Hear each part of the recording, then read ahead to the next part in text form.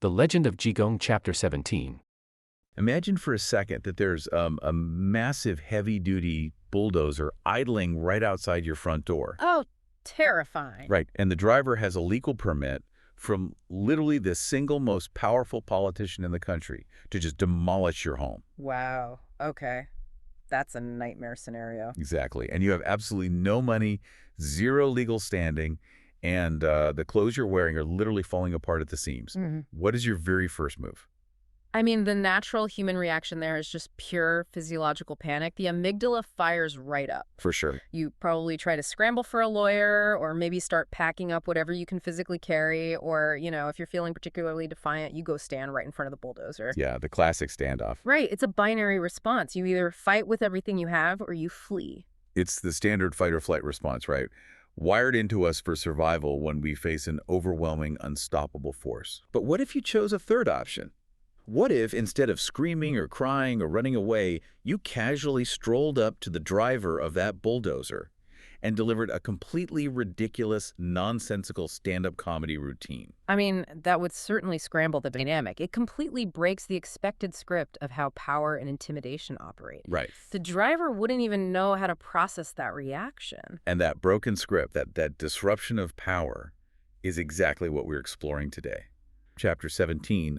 Such a fascinating text. Yeah, our source material details a high-stakes clash between this Jigong and the agents of Prime Minister Qin. And Prime Minister Qin happens to be the single most powerful political figure in the land. Exactly. It is the ultimate David and Goliath setup. But, this version of David isn't armed with the slingshot. No, not at all. He is armed with an incredibly sharp wit, a mastery of big-picture philosophy, and an absolute refusal to play by Goliath's rules.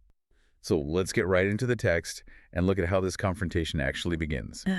We open on what seems like a perfectly tranquil day. Yeah. Setting the scene. Yeah. Jigong is casually playing chess at the home of a wealthy friend named Shan. Just a normal afternoon. Right, but out of nowhere, the text says Jigong suddenly shivers. He claps his hands 3 times, accessing what the translation calls his spiritual light. Which is a key detail. And he's hit with an instant premonition. He realizes that Prime Minister Qin has dispatched a crew of agents to his temple to demolish the Great Stele Pavilion. And the reason for this is just pure vanity. Utter vanity. The Prime Minister wants to harvest the raw building materials to construct a heaven-touching pavilion. Referred to as Ji Tianlu. Yes, for his own private mansion. We really need to pause on that architectural detail for a second because it perfectly encapsulates secular arrogance. How so? Well, a steel pavilion in a Buddhist temple is a sacred communal monument.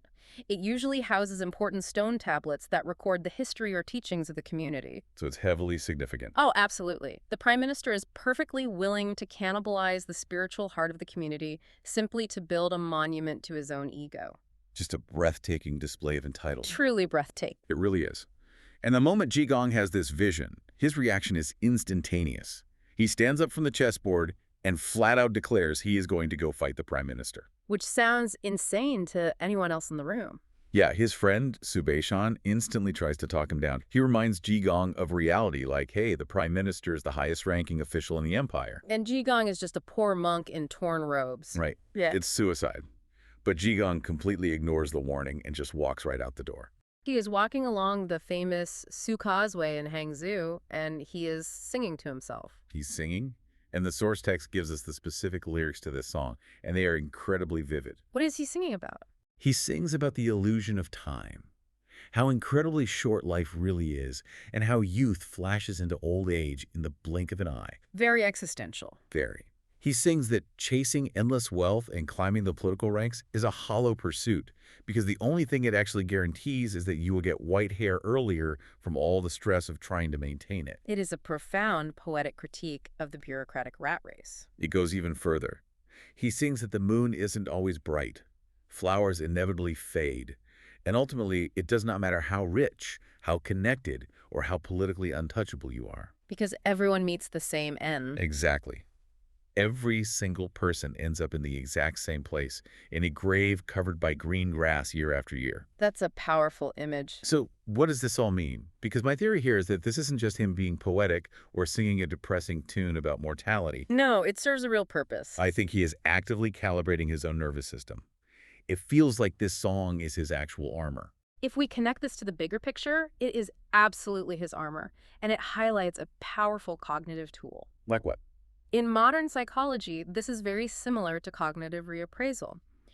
By singing about the impermanence of the prime minister's wealth, his status, and his impending death, Jigong is intellectually and emotionally stripping away the fear associated with that power. Wow, okay. He is actively shrinking the giant. He's taking away the illusion of permanence. Exactly. When we feel intimidated by someone in our own lives, maybe it's a CEO, an aggressive landlord, or anyone holding massive systemic power over us, we suffer because we buy into the illusion that their power is absolute and forever. We think they're invincible. Right. But Jigong zooms out to the cosmic scale of time.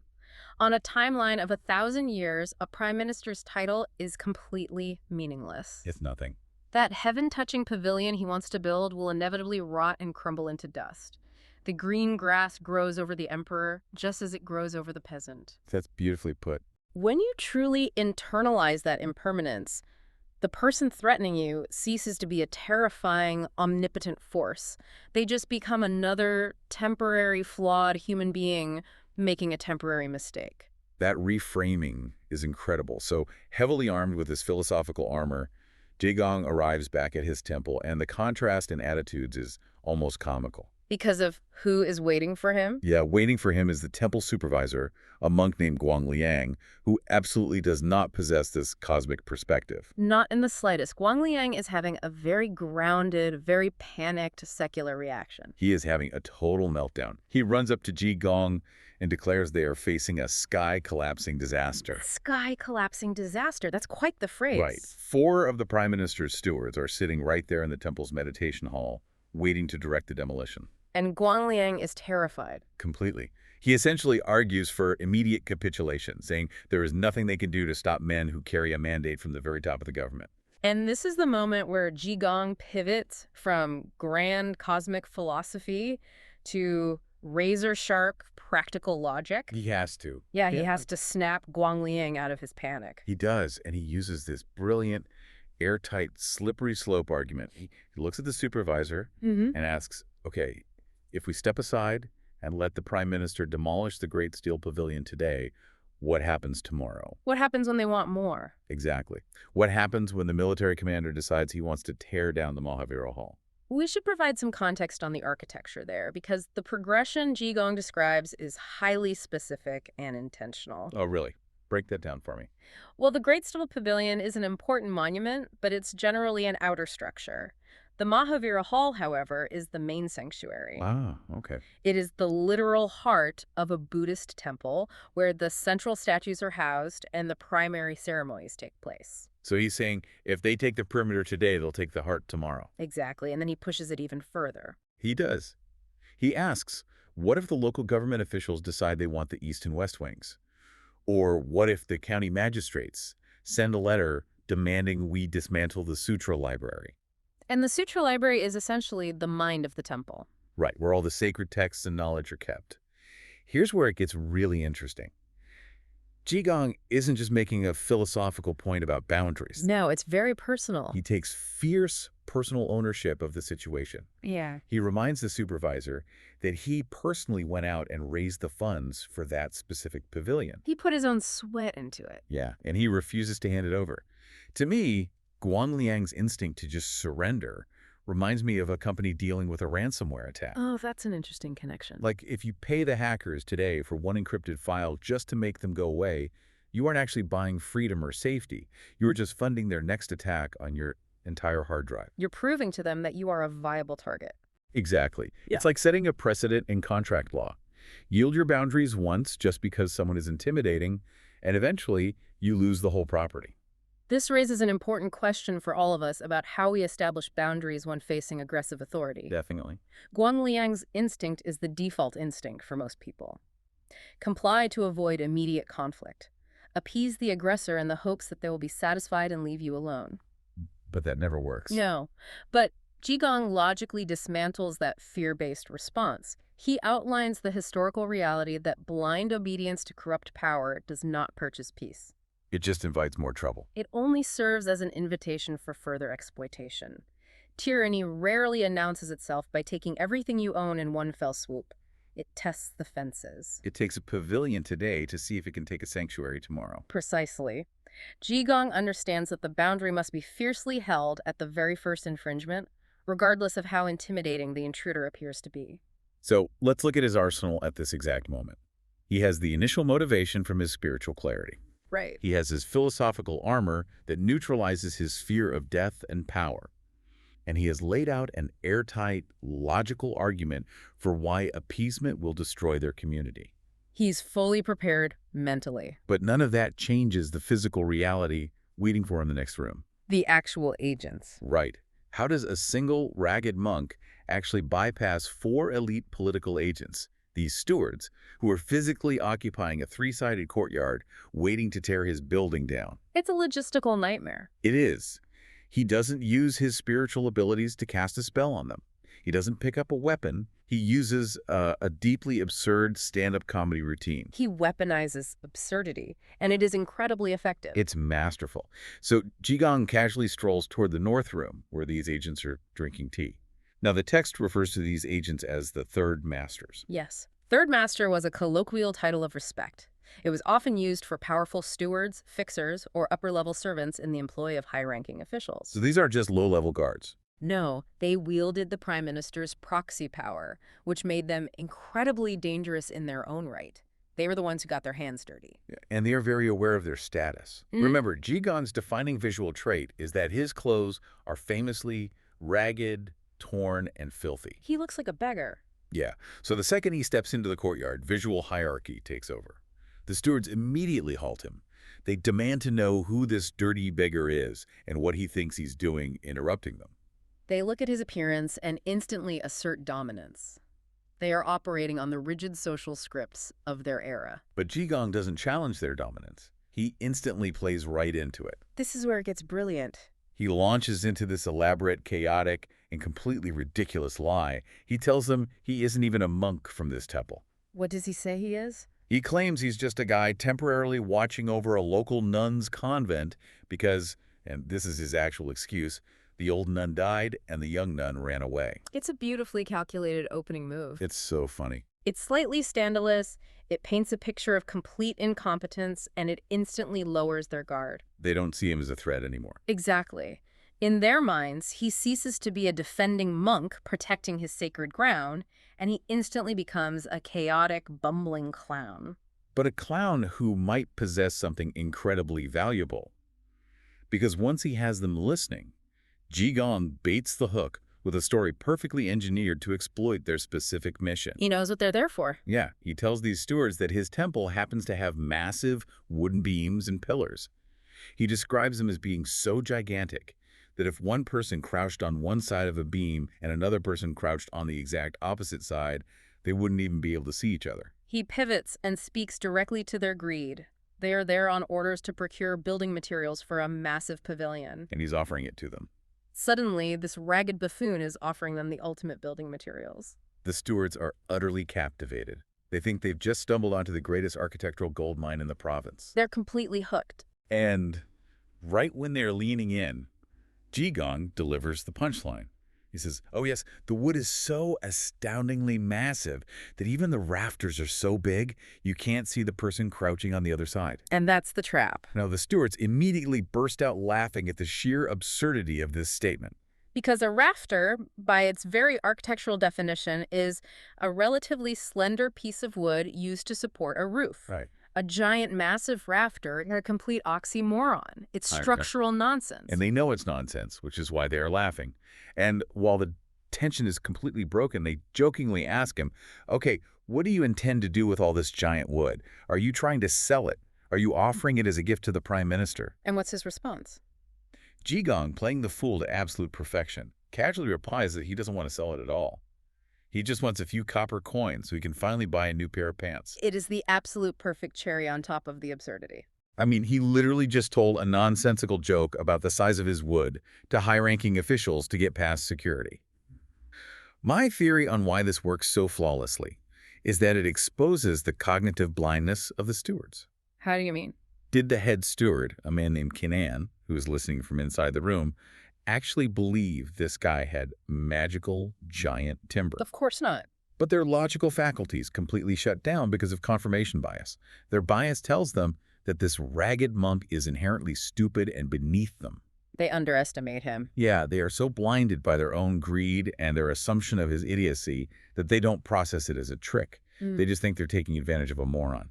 That is a perfect read on the psychology of the scene. Steward Kenan didn't believe the physics of a giant rafter, but he wholly believed he had found a highly useful, desperate fool. Right. When Kenan hears this exchange, his greed overrides his security protocol. He thinks, here's a pathetic, slightly unhinged monk who is willing to part with incredibly valuable resources for the price of some cheap trousers. It's too good a deal to pass up. Exactly. He invites Jigong inside the room, specifically warning him to behave and not be, and the translation of this phrase is just wonderful, monkey-headed and dog-brained. Monkey-headed and dog-brained. Yes, which basically means mischievous or tricky. That insult perfectly reveals how little of a threat they consider him to be. Exactly.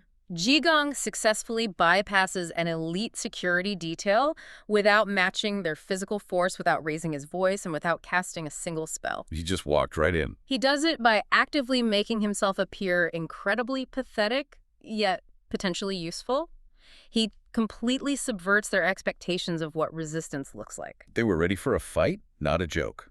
These stewards were likely prepared for weeping monks or angry villagers or legal threats. They knew exactly how to crush that kind of resistance. Right. They were entirely unprepared for a stand-up routine about giant rafters and ripped pants.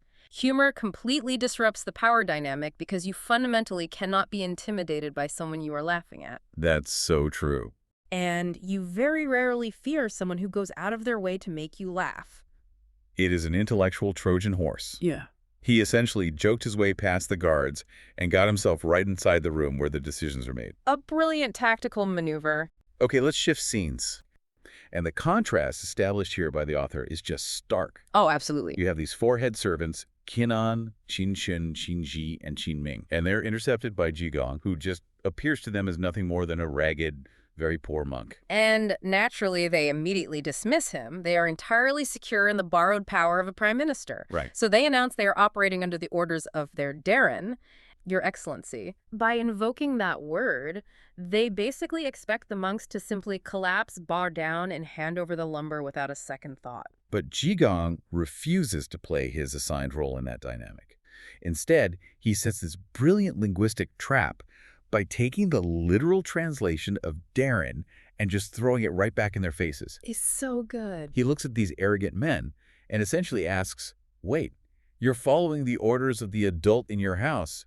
Do you not have any adults in your own homes? Yeah, he just totally undercuts them. It's amazing. It strikes me that these men have no actual power of their own. They are operating entirely on a borrowed authority, which makes their egos incredibly fragile. Oh, completely. I'd call it something like the dictator's middleman dilemma. Like they have to project absolute dominance because the second they don't, they are nothing. So Jigong literally pities them for lacking any sense of autonomy. The dictator's middleman dilemma is actually the perfect framework for this because Jigong is actively stripping away their intimidating facade. By playing on the word Darren, he refuses to acknowledge the political weight of the title. He reduces their grand, state-sanctioned mission to a petty, juvenile errand being run by overgrown children. Wow, right. He denies them the very fear that their entire identity relies upon. And then he pushes it even further, right? Yeah.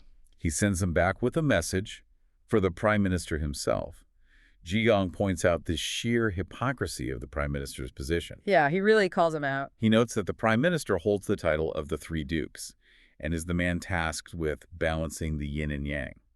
And I want to pause on that because those aren't just fancy bureaucratic titles, right? They carry immense philosophical weight. They really do. Jigong is basically saying that a man with the cosmic responsibility of maintaining the harmony of the universe should be doing good deeds, not tearing down Buddhist grounds for a landscaping project. And then he gives the servants a direct command. He says, tell him I said no.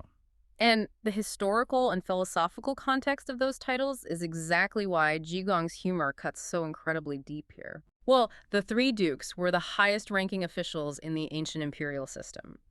Their duty to balance the yin and yang meant they were fundamentally responsible for the moral and natural order of the state. Okay. So if there was like a flood or a famine, it was often seen as a failure of these officials to maintain cosmic balance. Oh, wow.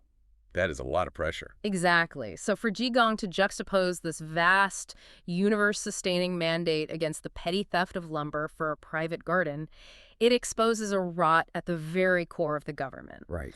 The prime minister is claiming divine authority while literally acting like a common thief. But, failing to outsmart a beggar creates a new, very immediate problem for these servants. Because when unquestioned authority is made to look foolish and it lacks any logical or moral defense, the only tool it has left to save face is physical violence. Yeah, that is the inevitable default of authoritarian middle management. Right. So Tinan, the head servant, is just infuriated by being called ignorant. He snaps and he winds up to slap Jigong across the face. When the script breaks down, violence is the only way they know how to reassert control. But Jigong effortlessly dodges the slap. He acts almost like a matador, kind of luring Qinan outside the temple. And Qinan is completely blinded by rage at this point, so he orders his entire entourage, the Third Masters, to beat the monk. A total overreaction. Completely. They swarm the area and absolutely dogpile the figure on the ground, just punching and kicking relentlessly. But here is the mechanism of that violence that fascinates me. Yeah. The victim on the ground is screaming, "Don't hit, it's me." Yet the mob completely ignores the pleas. They just shout back that the victim deserves it for daring to challenge the authority of the prime minister. This is such a profound commentary on the speed of compliance within an authoritarian structure. What do you mean? Well, the system values immediate violent obedience far more than accuracy or truth or even basic situational awareness. The servants don't stop to verify who they are hitting. They only care that an order was given to hit someone. And they are terrified of being seen as, insufficiently brutal by their peers. It reminds me of algorithmic outrage on social media, or an internet pile-on. Oh, that's a great comparison. Because the momentum of the mob is so fast and blind that the participants aren't even really looking at who they're canceling or attacking. Wow. They just know they've been given permission by their social group to be furious. Exactly. And whoever happens to be in the center of the circle gets destroyed, even if it turns out to be one of their own allies. Yeah. Because that is exactly what happens here. Yeah, it's a huge twist. Xinshen, another servant, finally pauses because the voice screaming from the bottom of the dog pile sounds really familiar. So they stop, they look up, and they realize Jigong is just standing off to the east, laughing at them. Yes. The man they just brutally beat to a pulp is their own leader, Jinan. In the literary tradition of Jigong, his magic frequently functions as a mirror. He doesn't necessarily need to cast some sophisticated spell. He simply sidesteps the aggression and lets their own blind, violent momentum do all the work for him. Wow. They beat Qinan because they expected to be beating an enemy, and in their frenzy, they projected the identity of the enemy onto the nearest available body. But the humiliation of beating up their own boss doesn't cause them to reflect or retreat, which is crazy to me. Instead, they just double down. Of course they do. They declare that Jigong is using dark magic and prepare to escalate the fight with their remaining forces. And this escalation forces Jigong to deploy a vastly more intense psychological counterattack. This is where the text gets really interesting. Yeah. He remarks, people are bullied if they are kind, horses are ridden if they are gentle, and then he chants a 6-syllable true mantra. He says, Om Mani Padme Hum Om Chiling Siya.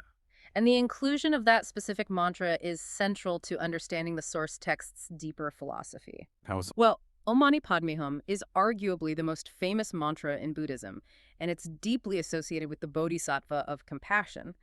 Its traditional purpose is actually the purification of negative emotions. Right, like transforming pride and jealousy into wisdom. Exactly. Transforming aggression into compassion. Which makes the immediate result of the chant so shocking in the story. Because the servants feel a sudden chill, and instead of finding inner peace, they are overcome with an intense, irrational, blinding anger. Right. But they don't attack Jigong, they turn on each other. 18 men pair off into 9 brutal one-on-one fights. So, how does a mantra of compassion trigger a violent mutiny? Because true compassion and purification require radical honesty. By chanting a purification mantra, Jigong strips away their polite, societal filters. Oh, I see. He removes the rigid decorum of the prime minister's court and the superficial hierarchy that keeps them all in line.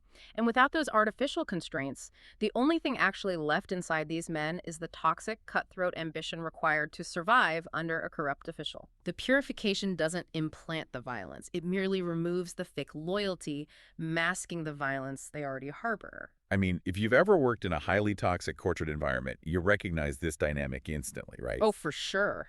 The moment the boss leaves the room or the threat of the HR department is removed, the middle managers just tear each other apart for the scraps. Jigong's magic isn't creating the violence. It's just removing the institutional leash. Exactly. And we see this in the specific matchups, the text details. It reveals a deeply broken household. I mean, they present themselves to the outside world as this unified, untouchable force of state authority.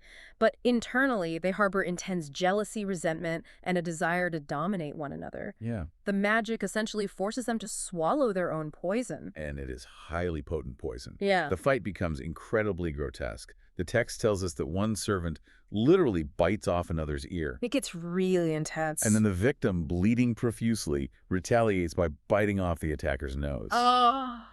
I mean, I'm looking at this violence in the text, and I have to admit, it challenges my perception of the hero monk archetype. Oh, absolutely. Biting off noses and ears is visceral, it's permanent, and it's brutal. Mm. It feels almost unhinged for a holy figure to facilitate this. It is undeniably dark. But within this tradition, a figure like Jigong operates completely outside the bounds of conventional, polite morality. His function is to expose the absolute truth of a situation, no matter how ugly or uncomfortable that truth is. The violence they inflict on each other is actually the literal manifestation of the psychological violence they inflict on the populace every day. Oh, wow. Yeah, while enforcing the prime minister's will.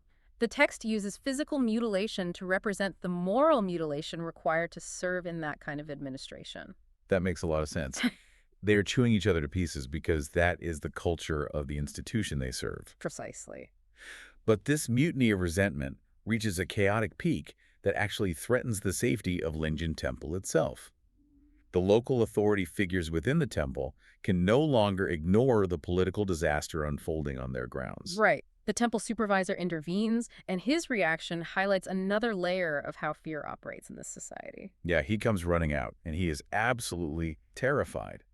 But he isn't terrified of the supernatural display or the blood. Oh, not at all. He is terrified of the political consequences of mangling the prime minister's men on temple property. So he begs Jigong, referring to him respectfully as Daioji, to stop the spell. And interestingly, Jigong complies without any argument at all. He simply ends the magic. And the immediate aftermath of the spell breaking is one of the most pathetic, revealing scenes in the entire narrative. It really is. The men just snap out of their trance. They are completely confused, literally spitting out each other's noses and ears. Yeah. And what is their very first instinct? They don't apologize. They don't express horror at their own actions. They immediately pivot to self-preservation and blame Qinan for starting the mess. They refuse to take an ounce of personal accountability. Right. The moment the hierarchy is reestablished in their minds, they instantly revert to the blame game, pushing all responsibility upward onto the man who led the expedition. So Qinan is battered, bruised, and thoroughly humiliated. He demands the temple hold the crazy monk while he rides back to the prime minister's mansion to report. But on the way back, a colleague advises him not to tell the prime minister the truth about what happened. And Qinan takes that advice. He lies directly to Prime Minister Qin. This is such a key moment. He claims that all the monks at the temple happily agreed to give up the timber, but that one rogue, crazy monk assaulted them, completely unprovoked. This cover-up is really a pivotal moment in the text. The decision to lie fundamentally alters the trajectory of the entire conflict. I mean, I'm looking at Qinan's decision to lie here, and it makes perfect, terrifying sense. How so? If he admits the truth, that they beat each other up, that they were outsmarted by a beggar, and that this monk possesses terrifying magical powers that can control their minds, he essentially proves that the prime minister isn't the most powerful force in the universe. Exactly. And in a totalitarian regime, telling the dictator that someone else possesses superior power is effectively a death sentence for the messenger. So Qinan frames it as a simple, physical act of insubordination. He translates a profound supernatural defeat into a bureaucratic problem his boss can understand. That is an incredibly astute reading of the political dynamics the text is portraying. Thanks. because the servants are actually more terrified of the prime minister's wrath over their failure than they are of a monk who can control their minds. Which is wild to think about. It is. It speaks volumes about the pervasive culture of fear within the administration. The truth is simply too dangerous to report, so the system relies on a foundation of lies fabricated by terrified middle managers. And the prime minister takes the bait completely. He is enraged by the idea of this single dissenting voice. So he grabs a red ink brush to issue a warrant to the capital garrison. And that red ink brush is a fantastic historical detail from the source. Oh, really? Yeah, it signifies absolute, official, irreversible imperial authority. Wow. And he dispatches 2 generals, 500 soldiers, and local officials to surround the temple and arrest this one single monk. The sheer scale of the military response is staggering. He doesn't just send the local police, he deploys a literal battalion. It is entirely absurd. It's totally asymmetrical warfare against a single unarmed individual. I mean, it would be the equivalent of a modern city mayor sending a fully armed SWAT team, armored personnel carriers, and like 3 attack helicopters to arrest a single guy doing street magic in a public park. Yeah, it's completely over the top. 500 soldiers for one guy. But that absurdity is precisely the point the author's making. It brilliantly exposes the inherent paranoia that accompanies unchecked power. Right.